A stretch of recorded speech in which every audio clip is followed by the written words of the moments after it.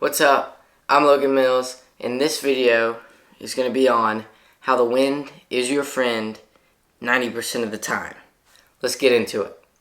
Like I said, wind is your friend 90% of the time. You know, that other 10%, it can be a pain in the rear end. Like these last 4 to 6 weeks, it's just been non-stop 10 plus mile an hour winds, and it's been cold and some days miserable, especially last Saturday. It was absolutely just whipping it and not that fun. But, you know, another 90% of the time it is your friend. It helps you.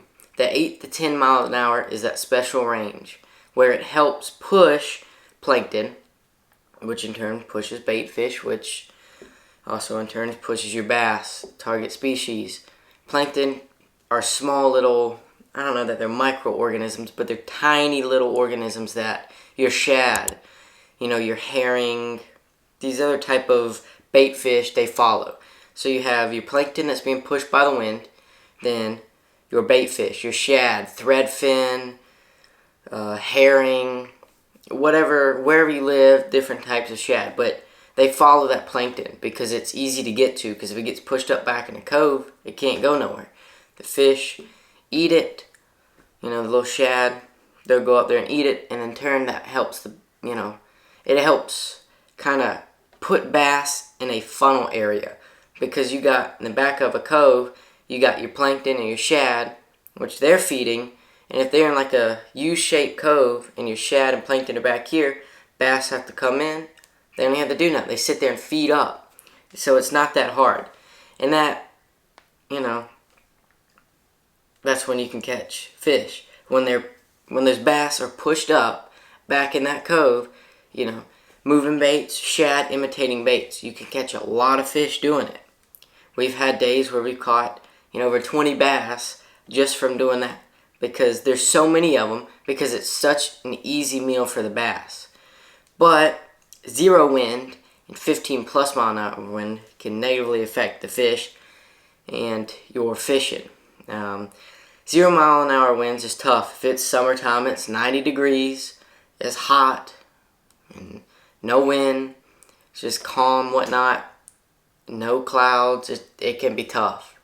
It beats down on you because you get hot and then you get frustrated, and it affects you negatively mentally, but also it doesn't push the bait fish like it would with 8 to 10 miles an hour. Now, 5, I guess 5 to 10 would work.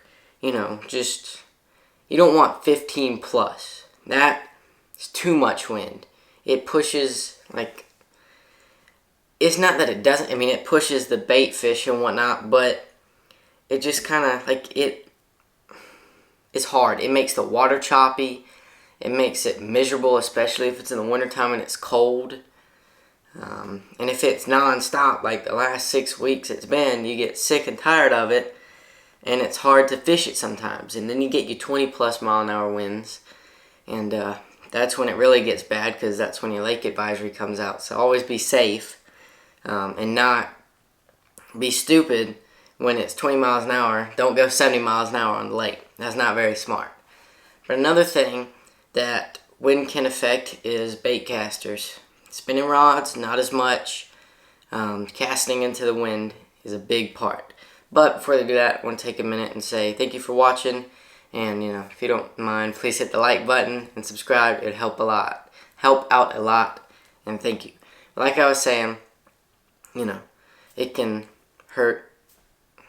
Not hurt, but it can cause you a lot of trouble with bait casters, because you cast into the wind and your brake's not tightened up, bird's nest. And then you get mad, and then you get frustrated. And then it just goes downhill from there. So always check your rods, your bait casters. You can't do it on spinning rods because they don't have it. Just be a little careful with those. But your bait caster's main one, just, tighten the brake up a little bit. Just to be safe, because it can... bird's nest is not fun.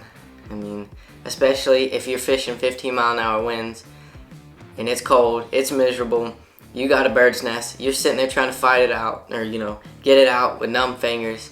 It can cause for not a fun trip. But, you know, wind is also, it also plays a big mental part, I think, because Saturday I struggled a lot because of the wind, because I wanted to fish a little bit deeper, because everybody's doing their own thing. I want to try something different.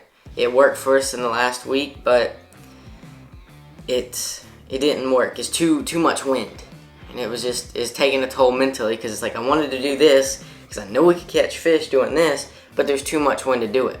So you had to go back up in a cove, and it's just when you have to adapt to your situation. If it's sunny in the morning and by noon it's stormy, you have to adapt. You can't just keep doing the same thing. That's what, well, we didn't really do it Saturday, but I don't know, I was just not in a good mindset because I was very sick of the wind. I was tired of it. But just adapt. Like, it wasn't windy in the morning for 2 hours, an hour and a half, whatever. After that, 15 plus an hour winds the whole rest of the day, and it was awful. So you just have to adapt and change up what you're doing to improve your catch rates or keep continuing catching fish. It can be difficult, and that's one thing I still struggle with. I'm trying to learn is adapting and overcoming the wind, because sometimes it can be a pain in the rear, and that's why I always having good clothes. Like, if my rain gear, I wear that a lot because it keeps the wind off of me. That's another thing. Always have good clothes, because you don't want to be cold. You get numb fingers, your toes get numb, you're not having fun. But, stay warm, catch fish, have fun, stay tuned, and we'll see you in the next one. See you then.